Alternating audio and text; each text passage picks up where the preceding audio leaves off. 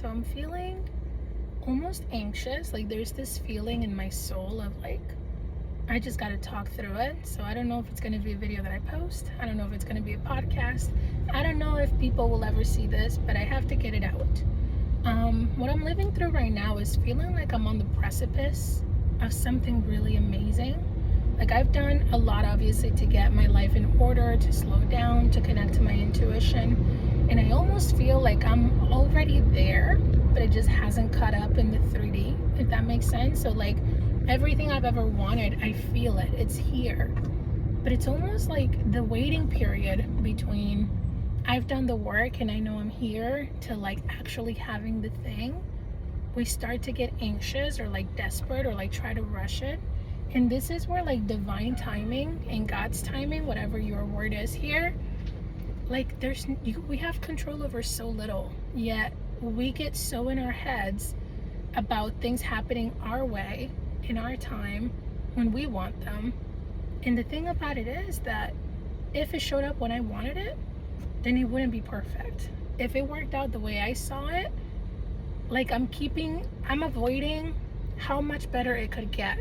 Because like sometimes, and I'll give you the example of like when I was married, I remember getting married and settling and being like, well, this is my husband, this is as good as it's gonna get. If I told y'all the things that I've lived in dating to date, oh my God, it gets so much better. I had no idea. When you're talking finances, right? Like I remember when I was like working at restaurants and I was like, well, at least I'm making $60,000 a year. But when I made 100, I was like, damn. When I made 120, I was like, whoa. When I make a $20,000 paycheck, I was like, whoa, like it gets so much better. And I know people who are like millionaires and multimillionaires and who make a lot more. So it's like my limitation is based on what I see for myself. Like, and a lot of it is your limiting beliefs. Like you only believe you get to have what you think you're worthy of, right? But the thing is that even when you're about to step into something new, there's this feeling that comes up of like anxiety or like angst, which I guess is what I could describe this feeling of like, where is it? Why isn't it here? Why hasn't it shown up? And I have to remind myself to just sit with the feeling, drop in, which is what I'm doing now, and almost giving it a voice, right? What it really is we're scared. What if it actually works? What if it actually shows up? What if we actually get to have everything that we dream of? What if we're actually worthy of so much more than we've given ourselves credit for? Like, what if life could be a million times better than what it is, and the only thing that's blocking it is our desire to make it happen right now? This is where divine timing and God's vision is so much bigger, because a lot of times there's things happening behind the scenes that we don't even know. And what I mean is like maybe your dream job, somebody's being let go, or they're creating a position, or something is happening in a company so that they can make room for you to step into your dream job. Or maybe your partner is somebody who maybe you dated in the past who woke up and they're like, oh my God, that's my wife, let me go get them. Or somebody that you've never met that it's like deciding right now, hey, I'm not gonna follow my typical route. Maybe this time I'll go to a different supermarket, and that's where they meet you. Like there are so many things that have to happen. If you think about like at a universal level, things have to come together. Things have to like find a way. And this is where I think God is so beautiful, of like orchestrating life in a way that it feels like magic. It feels like a miracle. It feels like, whoa, I thought about it, I visualized it, and now it's here. But like it wouldn't be here if you don't let it play out. And this desire, this angst, this urgency that we have, there is no urgency for God. There is no urgency for life.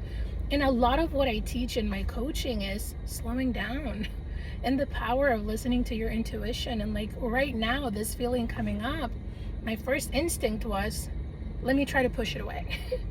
Then I came down and I was like, wait a minute. What I actually need to do is either sit with this feeling and talk through it, or I need to go and like meditate or go for a walk so that I can feel it. Because a lot of times it's just an emotion of like anticipation. Like you remember what it was like being a kid on Christmas Day and being like, oh my God, I don't know what I'm getting, but I'm so excited because this is what I asked for. And then you're like so excited to open your presents, and then it's like so much better than you imagined. it's almost like that. It's like anticipation shows up like fear. Like, what if I don't get what I want?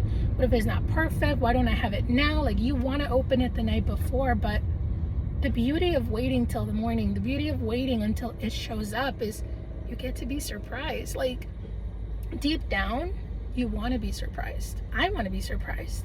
But we get in the way of our own blessing by trying to rush it.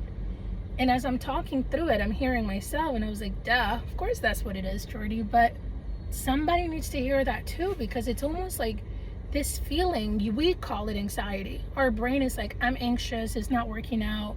What if it doesn't happen? But like the moment that I entertain that doubt, I'm neglecting the excitement. I'm neglecting the anticipation. I'm neglecting to give myself credit for everything I've done, or to be grateful that I'm here, that I'm at the point where I'm like, oh, it's coming, that I'm at the place where like, oh my God, like I've slowed down enough to notice my feelings and to like enjoy a beautiful sunny day and to like feel the best I've ever felt. Like, I can already see physical manifestations of the work I've done internally, just in things like my hair growing, or like the weight that I've lost, or like the glow that I see on my face now that before was like lackluster, or with how much I'm not driving myself crazy, working super hard, trying to attain a goal that doesn't exist, or like how I used to numb with just food and sweets. And I still have days where I'm craving sweets, especially when I'm like really emotional. But it's almost like I have this awareness now that I've slowed down of like, it's actually a feeling. It's actually something I'm trying to suppress. It's actually something that I've never experienced before. Because if you think about changing your life and healing and doing this work, the reason we heal is so we can hold the good when it shows up, because we've never had the good. And when we did, it always left. It never stayed. It was never good enough. We were not capable of appreciating the good for what it is, like happiness for what it is, like stability for what it is. And now when it shows up, like even the fact that I feel worthy to say no to what I thought was my dream, knowing that it's like that or better, that, excuse me, that I get to have my dreams, that I don't have to compromise what I want, who I am, where I'm going, even having clarity of who I am and what I want. Like, do you realize how far I've come? And not just me, because I'm trying to mirror it to you too. Like, what are you not giving yourself credit for? Like, do you remember how January you, or like 5 years ago you, or 10 years ago you, and look at you now? Like, how far have you come? Or like, how much have you done? But we almost tend to dismiss it because we get caught up in this feeling of like, it's not happening now.